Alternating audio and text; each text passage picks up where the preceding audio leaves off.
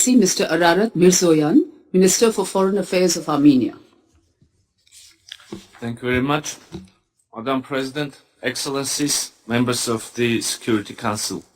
It is a great pleasure to take part in today's discussions at the UN Security Council, and I thank my dear colleague, External Affairs Minister of India, for the invitation.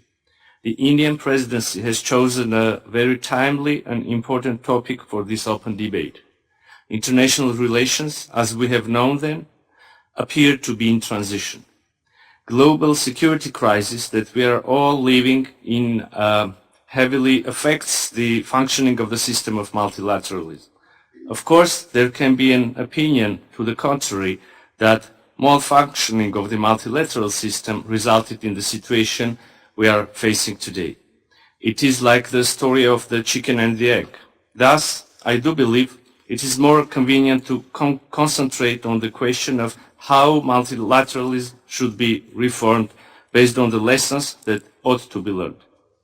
If I would try to define multilateralism in very simplistic terms, I would call it the ability to reach and follow the commitments based on compromise and agreement, mutual agreement.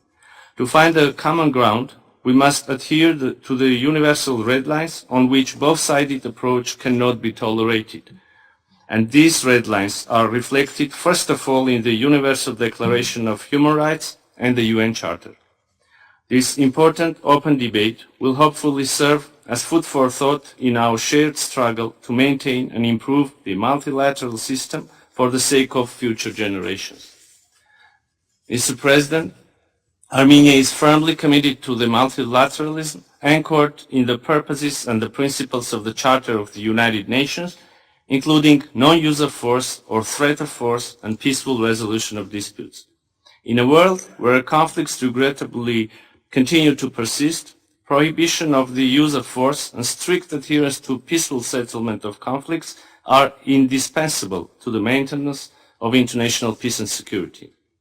The United Nations must remain resilient to the detrimental practices of imposing unilateral solutions and prioritizing violence over peaceful settlement.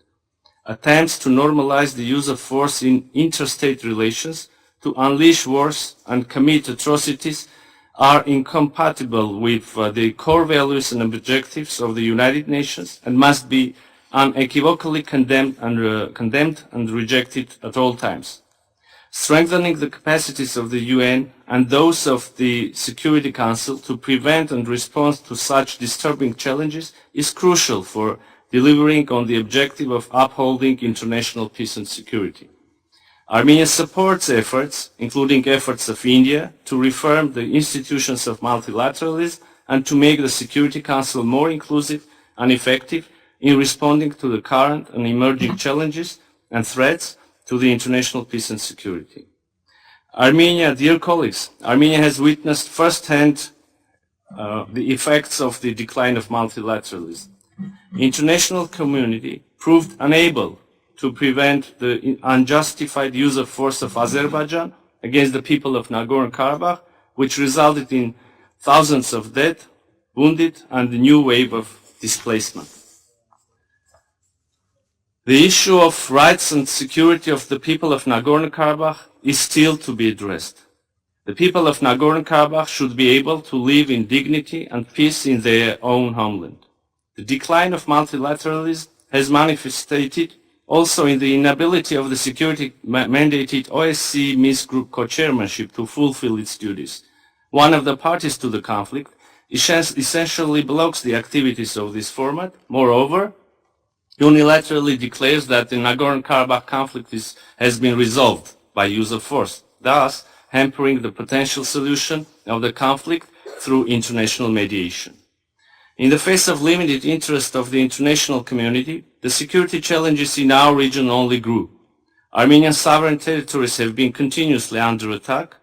The last major incident was in September this year, and we requested an emergency meeting of the Security Council to assess the situation in full and to remain seized on the matter. The security situation, I regret to say, has not really seen any significant improvements. Despite the calls of the international community, Azerbaijan continues to keep sovereign territories of Armenia under occupation. We continue to face the growing military rhetoric of Azerbaijan that openly threatens our sovereignty and territorial integrity.